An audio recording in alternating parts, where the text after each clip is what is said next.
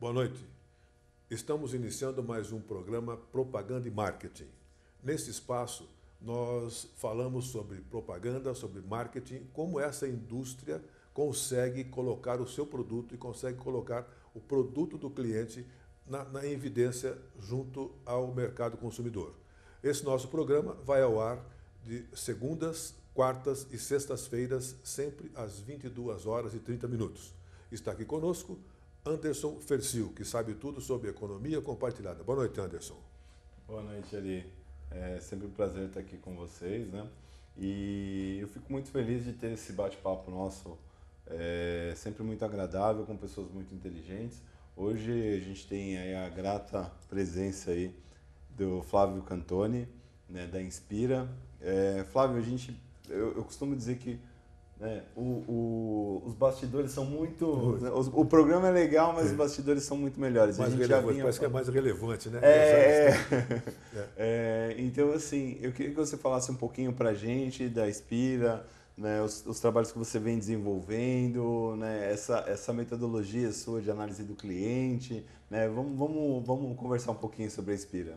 Bom, a Inspira é uma turma, né? A Inspira é um organismo vivo, com muito humor, com uma paixão por design, uma paixão por entender problema e resolver problema. Acho que o design gráfico é um detalhe importante, mas a questão de você resolver problema do teu cliente, fazer uma anamnese dele, entender a necessidade dele e a necessidade do consumidor que precisa ser atendida e cruzar essas duas situações e ter um produto final que pode ser uma embalagem, pode ser uma marca, pode ser um material de comunicação, um cartaz, um banner.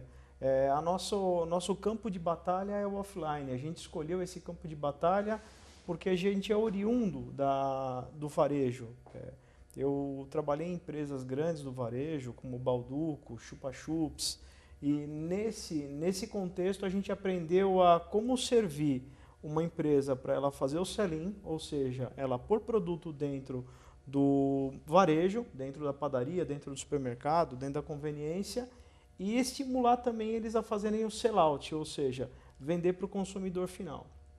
E também criar comunicação para o consumidor entender o que aquele produto está trazendo de benefício, de prazer, sei lá, de qualquer coisa que ele tenha de necessidade para poder comprar aquele produto. Isso tudo está aliado, por exemplo, a você criar a marca e criar uma embalagem para esse tipo de produto? Isso ele está intrinsecamente interligado com as ações que você faz? Sim, para criar uma marca, a gente entende contexto, novamente contexto. A gente não cria a marca para agradar o empresário. Perfeito. A gente cria a marca para transmitir as informações, os atributos para os stakeholders, que são todas as pessoas que são influenciadas, são impactadas por essa marca. Então, o cuidado da gente não está só num bom design, mas está em entender a funcionalidade desse design. Sensorialmente, como o ser humano percebe aquela estrutura visual. Como ele percebe o equilíbrio entre as formas, entre o verbo, entre a tipografia escolhida. E isso a gente acaba aplicando a cor correta, a cor determinada, e cria todo o dinamismo dessa marca numa peça. E aí o desdobramento dessa marca em todas as peças de contato que uma empresa precisa fazer para performar bem e vender bem, alavancar vendas. Eu vou pensar numa situação do que é o seguinte. Vamos supor que o consumidor chegou no supermercado, na prateleira, e pegou aquele produto Balduco lá. Uhum. O que teve por trás, o que tem por trás daquele produto Balduco que ele pegou lá e que tem uma embalagem que você criou, por exemplo? O que tem por trás daquilo tudo? Explica pra gente, por favor. Tem uma paixão, né? Quem trabalha para Balduco não esquece nunca mais da paixão, do carinho que tem. Acho que todo empresário, quando está criando alguma coisa, principalmente aqui no Brasil, a gente não tem só algo funcional, a gente tem paixão. E isso gera um produto interessante que vai atender um desejo do consumidor ou vai estimular um determinado nicho. E a gente entende as questões sensoriais, qual é a entrega do produto que ele tem que proporcionar para o consumidor. E você entende o contexto, na gôndola, como que ele vai estar posicionado em relação aos concorrentes. Como que o mercado pratica a exposição desse produto, o painel frontal dessa embalagem, como que ela vai concorrer com as outras embalagens dos concorrentes. Como que o grupamento delas, porque um consumidor não percebe nada na velocidade de que ele passa num corredor do mercado, ele não percebe nada que tenha menos de 30 centímetros de largura. Então, para a gente ter frente suficiente, para a gente chamar a atenção do consumidor, a gente tem que ter não só uma embalagem, mas entender como o grupamento de frentes dessa embalagem vai chamar a atenção do consumidor e vai explicar para ele o que ele está vendendo. Então, você tem o branding correto, né? Você cria uma gestalt dessa embalagem, né? Dessa comunicação, que você define onde marca fica, onde o naming do produto fica, qual é o sabor, então os color codes, essa cor aqui vai referenciar esse sabor, se é doce, se é salgado, se é integral, se é light, se é sem glúten. Então, essas informações, elas são um serviço para o consumidor. Então, a gente não tem só o appetite appeal da embalagem, ou seja, aquela embalagem que você come com os olhos, mas você tem toda a questão de estrutura de informação que é para quem vai chegar no mercado e vai comprar, o cara entender o que ele está comprando, porque é um saco você chegar no mercado e você não saber o que você está na mão. O fato do cliente começar a pegar e ficar procurando para ter essas informações dificulta muito mais a venda. Então, assim, quando ele olha, ele vê o pessoal costuma dizer muito isso, né? Que o homem compra, a mulher compra shampoo, né? Porque ela olha lá, tem que ser para cabelo assim, cabelo assado, né? O homem já bate o olho, ele vê lá, shampoo, né? Ah, beleza, ele tá ótimo. Exatamente. E assim, eu acho que o consumidor, de uma forma geral, ele tem buscado essa facilidade nas embalagens. Então, quando ele já tem tudo isso descrito, porque hoje a gente tem antigamente a gente tinha, eram questões mais simples, eram mais pontuais, era doce, salgado, morango, chocolate, né? Hoje em dia você tem o integral, você tem o light, você tem o baixas calorias, você quer reduzido, e você tem uma série de itens que definem aquele produto, né? E você colocar todas essas informações de forma que fique agradável visualmente para o consumidor, para que ele veja isso com uma facilidade, deve ser um trabalho muito complicado, né? Eu não lembro o número exato, mas um consumidor, quando entra no mercado, ele tem contato com mais, sei lá, de 100 mil informações visuais, né? E esse camarada vai colocar um número X de marcas dentro do carrinho. E, sei lá, ele vai guardar na cabeça dele o que está ali dentro da diversidade, são 40 produtos, 100 produtos ou 5 produtos, ele vai guardar 1 ou 2.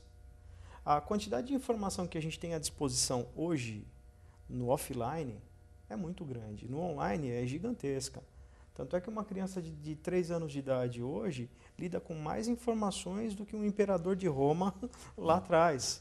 É injusto para a gente lidar com esse número de informação. Então, a gente está aí para prestar serviço, a gente está para codificar, a gente está para alavancar a venda. O nosso tesão é fazer resultado, é promover resultado.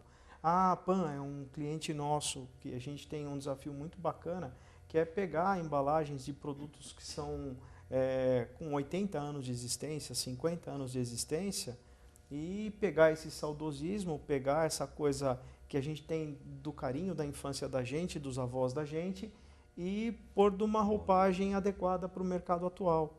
Então, fazer essa conexão do que a gente tem de gostoso antigo com o moderno. E, assim, super estimulado como são outras embalagens que a gente vê. E isso você não pode fazer uma cartilha, né? Isso você tem que fazer dentro daquele espaço que você tem da embalagem, né? Você tem que traduzir tudo aquilo naquele espaçozinho ali. Tem determinadas embalagens que dariam um livro, né? De tanta informação que a gente tem que colocar. E é um processo gostoso, né? Eu estava conversando ontem com o meu sócio, com o Henrique Oliveira, que é um cara apaixonado por design gráfico, um cara que tem uma densidade de conhecimento muito maior que a minha. A gente tem que ter do lado da gente melhor que a gente. Esse é o desafio. Sempre, isso, né? exatamente. E eu acho que isso é muito bacana. Desde o estagiário até os teus pares de trabalho, eles têm que ser melhor que a gente. E isso não ofende a gente, isso engrandece a gente. A gente muda a marca do feijão, né? E a gente estava conversando sobre a profissão da gente, que é quase ser um professor pardal, né? Porque as pessoas trazem coisas para a gente inventar todo dia. Verdade. E no estalo do dedo. Então a gente não tem tempo, às vezes, para avaliar o mercado corretamente. A gente se vira nos 30 todo santo dia. Né? Porque o cliente é reativo. A gente tem uma programação, eu tenho clientes como o Yakult, que eu costumo falar, que eu consigo dizer se essa semana eu vou receber uma solicitação de orçamento da Yakult ou não, porque eles são precisos. Certo. E a gente tem uma programação das ações promocionais que a gente cria para eles. Há quanto tempo você atende a Yakult? Quase 10 anos. Quanto? 10 anos. Quase Não. 10 anos já. Puxa vida. Durante tanto tempo assim, é muito legal. Um ponto que a gente vinha conversando, né, que a gente acha muito bacana, e aí eu tenho que dar os parabéns para vocês, é essa questão da avaliação do cliente como um todo, né? Na Inspira você não tem uma questão só de você avaliar aquele produto que você está trabalhando, né? Você entende quem é esse cara, para quem ele vai vender, como é que ele vai vender, como ele chega nos stakeholders, né? Então fala um pouquinho para a gente desse processo de briefing, né?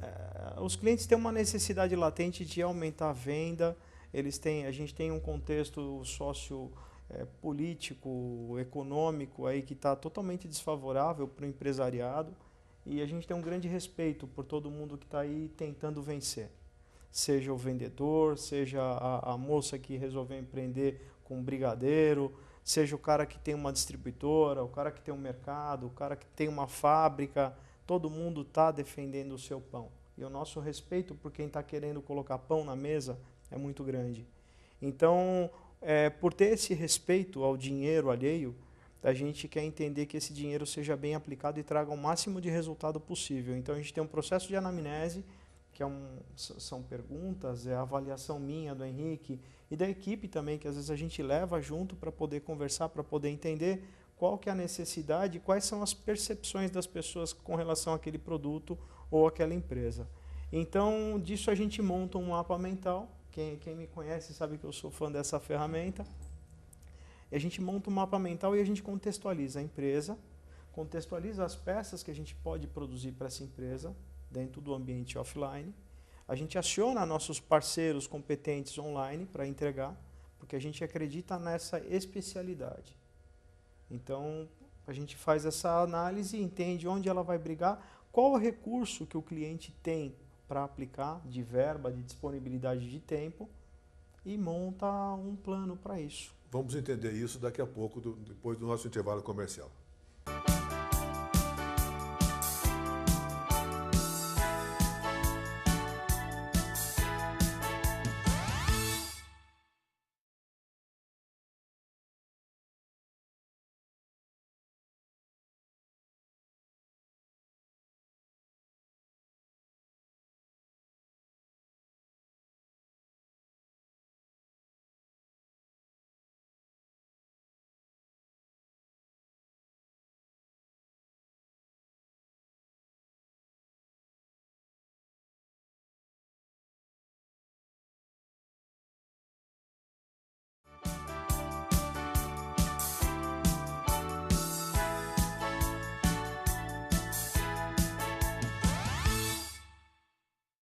Estamos aqui com Flávio Cantoni, da Inspira Design, aprendendo um pouco mais sobre embalagem, sobre consumidor, sobre varejo, como que essa indústria do varejo, como é que essa indústria da comunicação se comunica com esses públicos. Anderson, vamos lá. E assim, o legal é que a Inspira, a gente está falando muito de embalagens especiais, né? Mas a Inspira não é só embalagens, né, Flávio? Não. Fala pra gente um pouquinho aí dos produtos que você desenvolve lá na Inspira. Bom, tem produto que a gente cria que às vezes não chega na mão do consumidor, né? Ou ele é simplesmente um produto conceitual para a marca entender se ela está atingindo o público da maneira correta, para ela até pensar, são testes, né? São ensaios. A gente já desenvolveu para a Diageo, que é detentora de marcas como Johnnie Walker, Smirnoff, Sake Jundaiti, cerveja Guinness. A gente desenvolveu embalagens para Ciroc, para Blue Label, para um rum chamado Zacapa, que são embalagens experimentais, que elas não vão chegar certamente ao mercado consumidor, mas elas podem ser produzidas para ações pontuais, tipo para um presente, para uma linha de clientes, para um evento especial. A gente encontra esses kits até a R$60 mil sendo vendidos. A gente tem casa especializada aí em São Paulo que vende um kit de bebida a R$30 mil, R$40 mil, R$60 mil. Na época era o preço do Honda Civic Zero. E aí você tem as embalagens convencionais, que a gente faz as adaptações, cria rótulos, adapta rótulos, cria a versão, a gente chegou a criar a versão da linha de embalagem da Balduco para o mercado árabe. Então, a gente recebia o texto em árabe de um tradutor, adaptava naquela área da embalagem e dava a saída dela para a produção para o mercado externo. A gente tem as embalagens da PAN, que a gente está desenvolvendo agora, paulatinamente, toda a linha de embalagem deles. A gente cria o material que vai divulgar essa embalagem. Então, a lâmina de vendas, o cartazete que você vê no varejo, o stopperzinho que fica lá na gôndola. Aquele Uberzinho.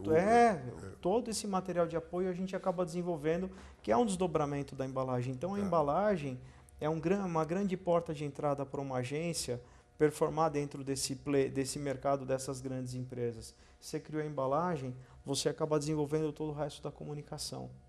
Então, isso vai para o catálogo, que a gente já criou para Hershey's do leste europeu, a gente criou o catálogo da Hershey's do leste europeu, porque a gente desenvolveu o catálogo da Balduco, que distribui a Hershey's aqui. O pessoal dos Estados Unidos se interessou pelo material da gente e cotou com a gente fez essa produção do catálogo do leste europeu. A gente cria o material de combate da Yakult aqui para o Brasil. A Yakult pediu autorização, pediu um orçamento para a gente para levar esse anúncio de leite fermentado para o Japão, para veicular no Japão. E para mim foi uma honra, não gerou custo. Eu escrevi para eles, poxa, vocês são fiéis a gente, leais a gente tem uma relação espetacular. Para mim é uma honra. Pode escrever para o seu presidente aí que pode veicular o anúncio, a gente manda a arte em alta para você passar aí, ela ser veiculada no mercado oriental. Como chama o presidente daquele Shirota, né? Como é que chama? Eu não me lembro o nome do presidente atual. Não, o que criou a forma. Kazei Shirota. Kazei Shirota, né? Ele usa muito disso, né? Eles usam muito esse nome dele, que é muito forte, né? Esse sim, nome. Sim. Aliás, Yakult é ele, né? Yakult praticamente é ele, sim, né? Sim, tem algumas pessoas queridas lá dentro da Yakult, para quem a gente trabalha esse tempo todo, e não há desafio que eles ponham para a gente que a gente não tem o máximo prazer em cumprir. A gente atende outro cliente, que é o Laboratório Allergan, há quase 20 anos. 20 anos? O laboratório? Eu comecei quando eu era freelancer, e hoje a diretora América Latina, a Cris, eu trabalho para ela desde então a gente há 20 anos, quase 20 anos já trabalha junto. Poxa, praticamente uma vida, né? Eu acho que é uma honra grande. E você faz o que para o laboratório? Cara, a gente já fez foto de paciente, a gente já fez campanha América Latina de Botox, já fizemos a reunião científica deles, toda a comunicação do evento por 13 anos consecutivos. Isso aconteceu em todos os países da América Latina. Foto do produto, produto para a parte terapêutica deles, e filmar criança com problema de paralisia cerebral, espasticidade. É um grande presente de Deus poder trabalhar na área do design gráfico, porque a gente é colocado em mercados e situações que são muito legais. São novidades. Tem um outro case bacana, a gente trabalhou para a Continental Pneus, que tem um controle, um guideline de marca ímpar, muito bem estruturado. E para eles a gente fez o endomarketing da Continental. Então, o endomarketing. Endomarketing. Esse é um ponto bem bacana, né? Como é que está a questão do endomarketing aqui no empresariado, né? Essa questão de você falar para os seus colaboradores, falar para os seus parceiros, né? Essa questão mais internalizada. É fascinante, porque hoje as empresas estão se gourmetizando, os espertos estão se gourmetizando, estão descobrindo qual é o seu sweet spot, né? O que ele tem de tão legal para oferecer para o mercado. Só que eles precisam que todos os colaboradores entendam o que é isso.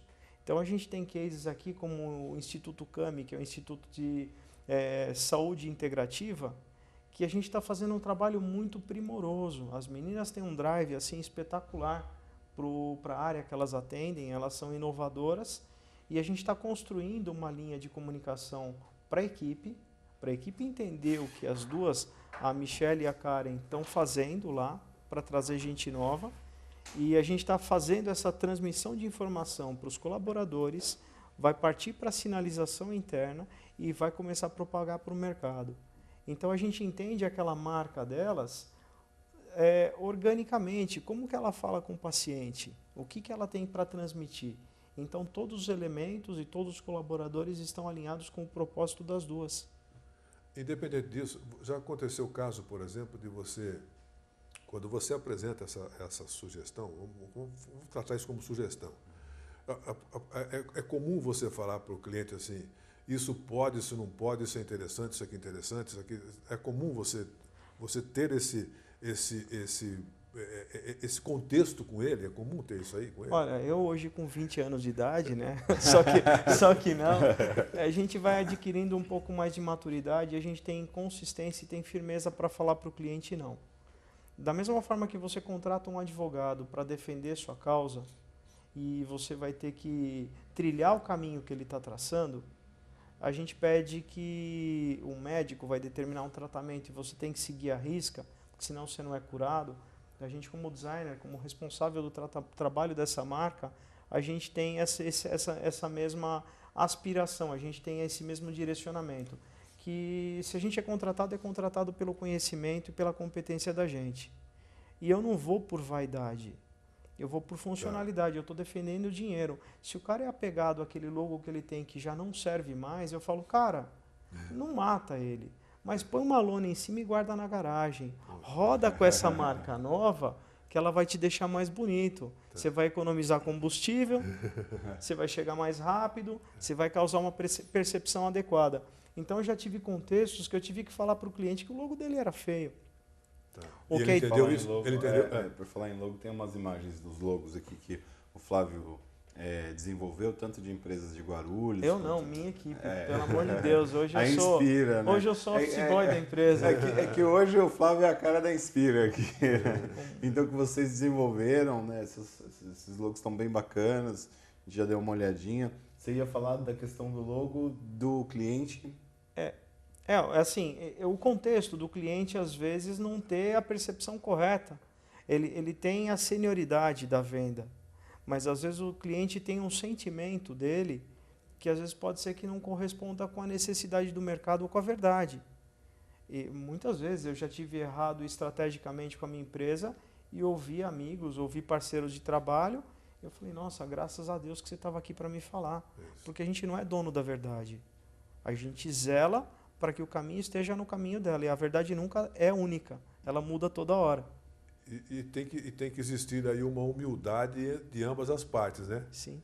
Se não existir essa humildade de ambas as partes, tanto de você entender o que o cliente seu está falando e o cliente seu entender o que você está falando, aí não existe nada para resolver. Eu acho que o ponto-chave é essa relação que o Flávio desenvolve, que a Inspira desenvolve com os clientes dela, de parceria, de entender. Quando ele faz essa entrevista com essa questão de determinar todas as vertentes da empresa, quem sou, para onde vou, né, onde eu quero chegar, como a gente vai fazer, ele já trabalha essa relação e facilita bastante esse contato. E quando ele vai dar esse feedback para o cliente, né? Antes de trabalhar, antes de fazer publicidade, eu estudei um pouco de engenharia, alguns anos de engenharia. É um desvio de curso, mas muito grato, porque deu para a gente uma visão analítica, né, estrutural da coisa. Então, quando eu vou argumentar com o cliente, eu vou fazer uma conversa com ele, eu vou anotando tudo que ele está falando. Aí a gente olha o local, olha onde o público vai interagir, olha onde o cliente daquele advogado, daquele médico, ou daquela empresa de pneu, a gente fez Stock Car por alguns anos, né? Então, onde que aquelas pessoas estão ambientadas, quais marcas estão indo naquele carro, toda essa interação a gente guardou na cabeça. E a gente escreveu. Então, eu não vou falar que ele está errado, eu estou falando para ele se reler, para ele não ter o ego falando na frente, a vaidade falando na frente, a preferência pessoal. A gente tenta ajudar ele a enxergar o que o mercado precisa, porque na realidade você tem uma empresa que é para fazer recurso, para gerar dinheiro, para pagar teu fornecedor, teu colaborador e prosperar. Não temos mais tempo.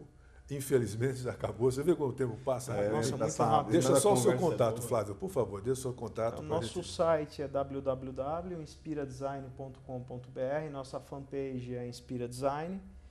O nosso Instagram é Inspira DSGN. E o nosso telefone é 2408-6705. E nós estamos aqui em Guarulhos com o maior orgulho. Somos uma agência guarulhense para o mundo, né? A gente já atuou em diversos países e estamos aí levando o nome da cidade para todo quanto é lugar. Obrigado, Parabéns, Fábio. muito Obrigado, Anderson. Um abraço. Boa noite. Valeu. Boa noite.